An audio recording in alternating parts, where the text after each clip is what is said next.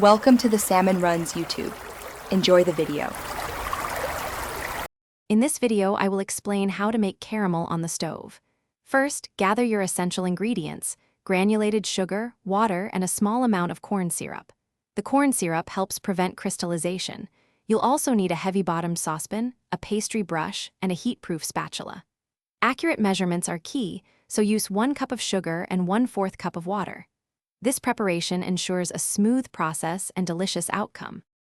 Now, let's get cooking. Combine your measured sugar, water, and corn syrup in the heavy-bottomed saucepan. Place it over medium heat.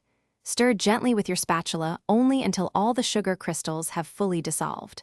Once dissolved, resist the urge to stir further. Allow the mixture to simmer, watching carefully as it transforms.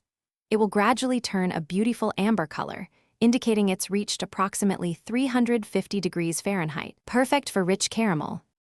Once your caramel reaches that gorgeous amber hue, quickly remove the saucepan from the heat. This stops the cooking process and prevents burning. Now, for the magic touch, carefully add a small amount of butter and a splash of warm cream. Stir these in gently until everything is beautifully smooth and combined. Finally, pour your hot, luscious caramel into a heat-proof container. Let it cool for at least 30 minutes before using, allowing it to thicken perfectly. Here are a few final tips for caramel success.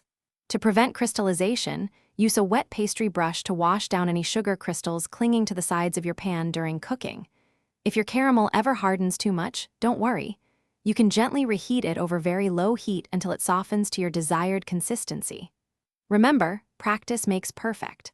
Also, for some great deals and that special sock link, be sure to check out the description below this video. Thanks for watching, and happy caramel making! Thanks for watching. Consider subscribing if we helped you.